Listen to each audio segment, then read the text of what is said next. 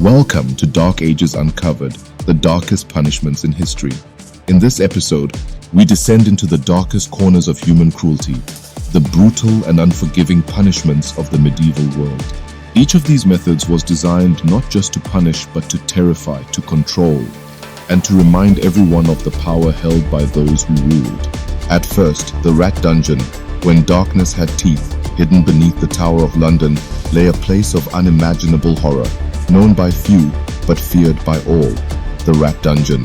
Here, prisoners were shackled in total darkness, their only companions the scurrying feet of countless rats. When the nearby River Thames rose, it flooded into the dungeon, driving starving rats upward, directly toward the helpless victims.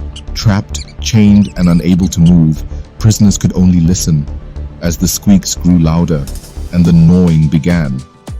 Eventually, the rats, desperate for food, began to gnaw at the bodies of those who could not defend themselves. Some survived for days, others for weeks, but few ever saw daylight again. Over time, the Rat Dungeon evolved from punishment to execution, a slow, psychological, and physical torment designed to destroy hope itself. Over time, the Rat Dungeon became more than a cell. It became an execution chamber where hope itself was the first to die. Next is the rack. Stretching the truth. Perhaps the most infamous torture device in English history, the rack was a masterpiece of pain. Prisoners were tied hand and foot to a wooden frame, and as the torturer turned the handle, the ropes pulled tighter, stretching the body inch by inch. Bones popped, joints dislocated, sinews tore. It was said that even the strongest warriors begged for mercy after just a few turns. The rack wasn't just for punishment. It was used to extract confessions.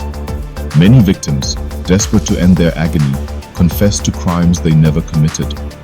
Among them was Joan of Kent, tortured for hours before being executed for her beliefs. The rack didn't just break bones, it broke souls. Next one is the Keelhauling, the ocean's punishment. For sailors, few words inspired more fear than keelhauling. Used by naval commanders to maintain order, this punishment dragged the condemned beneath the ship's hull, scraping their flesh against razor-sharp barnacles. Some drowned, others surfaced, barely alive, their bodies shredded and bleeding. Those who survived were often marked forever, walking reminders of maritime discipline's brutal reach. In the open sea, mercy was as rare as calm waters. Crushed by elephants. The Emperor's spectacle. In parts of South and Southeast Asia, execution was often turned into entertainment. One of the most shocking displays was death by elephant. Rulers ordered criminals to be crushed under the massive weight of these majestic beasts, sometimes instantly, sometimes slowly, limb by limb. Rulers ordered criminals to be crushed under the massive weight of these majestic beasts, sometimes instantly, sometimes slowly, limb by limb. The crowd watched as power and cruelty merged into one horrifying performance. It wasn't just punishment, it was a warning, a spectacle to remind the people that mercy belonged only to the throne. Coming up next, the Impalement, the stake of terror. Used in regions like Egypt and later perfected by infamous rulers such as Vlad the Impaler, this method gave rise to the word gruesome. Victims were pierced by sharpened stakes, often left alive for hours, even days, slowly dying in agony. Public impalement was meant to shock. It wasn't hidden behind dungeon walls, it was displayed in the open, a grotesque message carved into the skyline. Defy the ruler, and this will be your fate. Our next punishment history is about the Poena Cullei, the sack of doom. The Romans had a unique punishment for one particular crime, parricide, the killing of one's own family. Their solution was the Poena Cullei, the penalty of the sack. The condemned was sewn into a leather bag along with live animals, typically a dog, a snake, a monkey, and a rooster, and thrown into the river. Trapped in darkness, bitten and clawed, the victim met their fate in chaos and terror. It was not just execution, it was humiliation, wrapped in symbolism, meant to erase one's name from the world entirely. Next, the Oubliette, the room of forgetting. From the French word oublier, meaning to forget, came the Oubliette, a prison cell designed not to hold, but to erase. These narrow vertical chambers were carved into castle walls or into deep underground chambers.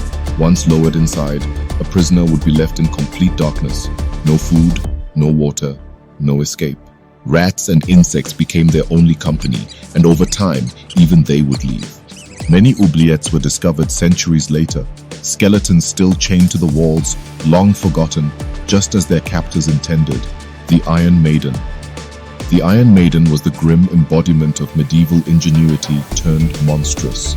It appeared as a life-sized coffin shaped like a woman, its interior lined with sharpened metal spikes. When the door closed, the spikes pierced the victim's flesh without striking vital organs, prolonging the torment. The prisoner could scream, bleed, and suffocate for hours before death came. Though debated by historians, the Iron Maiden endures as a symbol of medieval cruelty. Whether legend or truth, it reflects the era's fascination with pain disguised as justice. Next is the brazen bull, originating in ancient Greece and later echoed through medieval rumor. The brazen bull was a hollow bronze statue shaped like a bull, built for execution by fire. Victims were locked inside, and a fire was lit beneath. As the metal heated, the body burned within, the screams echoing through tubes designed to transform their cries into the roar of the beast. Crowds gathered to watch, mistaking the sound for music. It was theater, a horrifying fusion of art and death, cruelty refined into performance. Coming next, the scavenger's daughter. While the rack stretched its victims, this device did the opposite. Invented under the reign of Henry VIII, the scavenger's daughter compressed the body inward, forcing the knees to the chest, the head downward, and the arms tight to the sides. Blood poured from the nose and ears as pressure crushed the lungs and ribs. Death came slowly through suffocation or internal rupture. It was elegance in horror, a civilized counterpart to the brutal rack, yet no less inhumane. Coming next, the breaking wheel, Catherine wheel. In continental Europe, executioners wielded the breaking wheel, a massive wooden wheel used to shatter bones one limb at a time. The condemned was tied to the spokes, and with each blow, bones snapped and splintered until the body lay twisted beyond recognition. Sometimes, the broken remains were woven into the wheel and displayed atop a post, a warning to travelers and townsfolk alike. The condemned often begged for the final strike to end their suffering, but mercy was not part of the ritual. Next is the pillory and stocks. Not every punishment killed, but humiliation could be its own form of torture. In villages across Europe, criminals were locked in pillories or stocks, exposed to the mockery of the crowd.